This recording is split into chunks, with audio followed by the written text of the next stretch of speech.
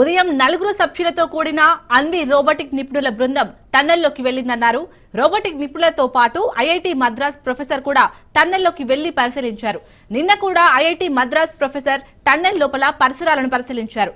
బయటి నుండి ఎప్పటికప్పుడు మొబైల్ ద్వారా సమాచారం తెలుసుకుని సిబ్బందికి అవసరమైన సమాచారం ఇస్తున్నారు డిజాస్టర్ మేనేజ్మెంట్ కార్యదర్శి అరవింద్ కుమార్. ఇప్పటికే క్యాడవర్ డాగ్స్ కనిపించకుండా పోయిన కూలీల కోసం అన్వేషిస్తున్నాయి.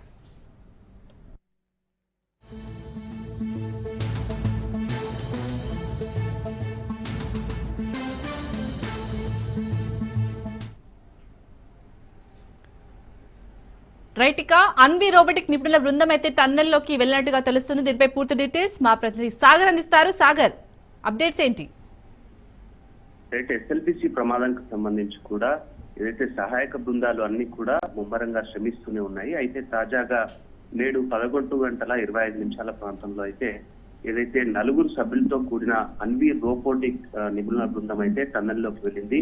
దీనికి సంబంధించి ఇప్పటికే టన్నెల్ లోపల కనిపించకుండా పోయిన కూలీలకు సంబంధించి ఈ మద్రాస్ కు సంబంధించిన ప్రొఫెసర్స్ అంతా కూడా ఒకసారి లోపల రెక్కి నిర్వహించిన తర్వాత ఈ రోజు 11:25 రోబోలను తీసుకుని లోపలికి వెళ్ళడం జరిగింది.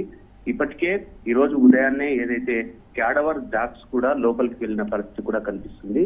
దీనికి సంబంధించి సాయంత్రం వరకు కొద్దిపాటి అప్డేట్ అయితే వచ్చే అవకాశం అయితే కనిపిస్తుంది. 14 రోజుల నుంచి కూడా ఉత్కంఠగా ఎదురు చూస్తున్న దేశవ్యాప్తంగా కూడా ఉత్కంఠగా ఎదురు చూస్తున్నారు. ఎందుకంటే ఇప్పటికీ 14 రోజులు గడిచిపోయింది. లోపల ఉన్న కూలీలు లోపలనే ఉన్నారు కాబట్టి 12-13 బృందాలతో సహా దాదాపు ఈ 15 బృందాలుగా లోపలికి వెళ్లి ఈ కార్మికులు తర్వాత ఈ డాగ్స్ తర్వాత రోబోస్ అన్ని కూడా శ్రమిస్తూనే ఉన్నాయి. దీనికి సంబంధించి గతంలో కన్వేయర్ బెల్ట్ పని చేయకపోవడంతో కాస్త పని నెమ్మదిగా జరిగిన నేపథ్యంలో ఈ కన్వేయర్ బెల్ట్ పూర్తిగా రెడీ అయిన తర్వాత అక్కడున్న స్థిరాలను మట్టినంతా కూడా బయటికి వేగవంతంగా పారబోస్తున్న పరిస్థితి కూడా కనిపిస్తుంది. అదే ఏదైతే 14 కిలోమీటర్కు సంబంధించి కూడా అక్కడ ఉన్న పరిస్థితిని అయితే ఎప్పటికప్పుడు అంచనా వేస్తున్నారు. దాదాపుగా టన్నెల్ కు సంబంధించి టన్నెల్ పూర్తి 80% భాగం అంతా కూడా ఈ శిథిలాలు మట్టితో పేరుకుపోయిన నేపథ్యంలో ఈ సహాయక బృందాలన్నీ కూడా ఒక్కొక్క షిఫ్ట్ లో 120 మంది పనిచేస్తూ లోపల ఉన్న మట్టినంతా కూడా తీసి మినీ జేసీబీలతో సహా దాన్ని అంతా కూడా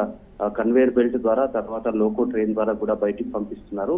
ఒక్కసారి లోకో ట్రైన్ లోపలికి వెళ్ళిన తర్వాత కూడా బయటి నుంచి ఇక్కడికి వాకీటాకీ సాయంతో కమ్యూనికేషన్ అయితే పెట్టారు. ఈ వాకీటాకీ మిగతా అత్యాధునిక పరికరాలతో అయితే బయట నుండి లోపల ఉన్న వాళ్లకు కావాల్సిన సామాగ్రిని అయితే ఇక్కడ నుంచి పంపిస్తున్న పరిస్థితి కూడా కనిపిస్తుంది. ఏదైతే ఈ రోబోటిక్ తర్వాత ఈ శునకాలకు సంబంధించి కూడా ఈ రెండు కూడా బయటికి వస్తే ఏదైనా కొద్దిపాటి అప్డేట్ అయితే వచ్చే అవకాశం కనిపిస్తుంది. ప్రధానంగా ఏదైతే క్యాడవర్ డాగ్స్ ఉన్నాయో ఆ క్యాడవర్ డాగ్స్ అంతా కూడా మట్టి నుండి 15 ఫీట్ల లోపల ఉన్నా కూడా మానవ ఆనవాళ్ళకు సంబంధించి అవైతే వాసన ద్వారా పసిగట్టి చెప్తాయంటూ కూడా క్యాడవర్ డాగ్స్ అయితే కేరళ నుండి తెప్పించారు. తాజాగా గతంలోనే సీఎం రేవంత్ రెడ్డి అక్కడికి వచ్చి పరిశీలించిన అనంతరం రోబోటిక్ టెక్నాలజీని కూడా ఇక్కడ లోపలికి పంపిస్తామంటూ చెప్పిన నేపథ్యంలో ఈ హైదరాబాద్ చెందిన రోబోటిక్ టెక్నాలజీ కూడా ఇప్పుడు రోబోలంతా కూడా లోపలికి వెళ్తున్నాయంటే దాదాపుగా దీనికి సంబంధించి ఈ 2 రోజుల్లోనే లోపల ఉన్న ఏదైతే మృతదేహాలు కావచ్చు వాటిని అంతా కూడా బయటకు తీసుకొచ్చే ప్రయత్నంలో యుద్ధ ప్రాతిపదికన ఇటు సహాయక బృందాలు అన్ని కూడా పనిచేస్తున్నట్టుగా కూడా చెప్పుకోవచ్చు. శాలిని, సాగర్, అలాగే రోబోటిక్ నిపుణులతో పాటు ఇటు ఐఐటి మద్రాస్ ప్రొఫెసర్ కూడా అటు టన్నెల్ లోపలికి వెళ్లి పరిశీలించగా తెలుస్తుంది. మరి మద్రాస్ ప్రొఫెసర్ ఏమంటున్నారంటే లోపల సిచ్యుయేషన్ ఏ విధంగా ఉంది, అలాగే ఈ రోజైనా కనీసం ఆ 8 మంది ఆచూకీ తెలిసే ఛాన్స్ ఉందా? ఏదైతే ఇప్పటికే కూడా రోబోటిక్ టెక్నాలజీకి సంబంధించి రోబోట్స్ అన్ని కూడా 11 గంటల ప్రాంతంలో అయితే లోపలికి తీసుకెళ్లారు.